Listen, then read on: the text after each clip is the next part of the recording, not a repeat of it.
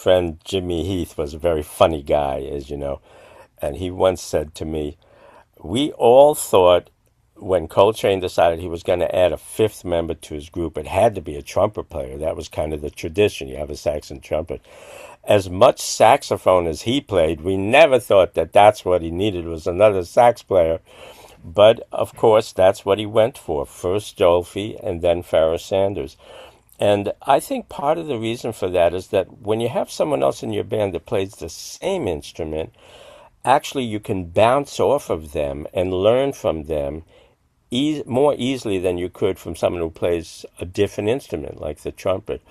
Also, one of my friends made a good point. He said, having worked with Miles for the second half of the 1950s, he might have been spoiled trumpet-wise. He might have thought, geez, if I can't work with Miles, I'd rather work with another saxophonist. But I think the biggest part of it is this interest in bouncing off and getting ideas from each other. And in terms of Pharoah Sanders, the interesting thing is that he already had recorded before he started with Coltrane.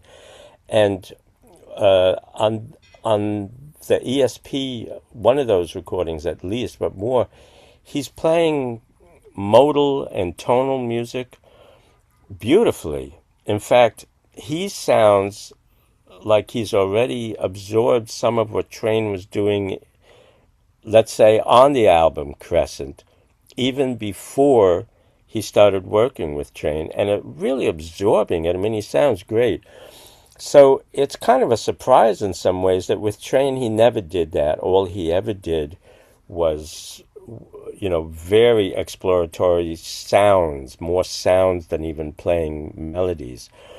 So I would tend to think that it could be kind of a cyclical thing, like Coltrane was already heading out, so to speak.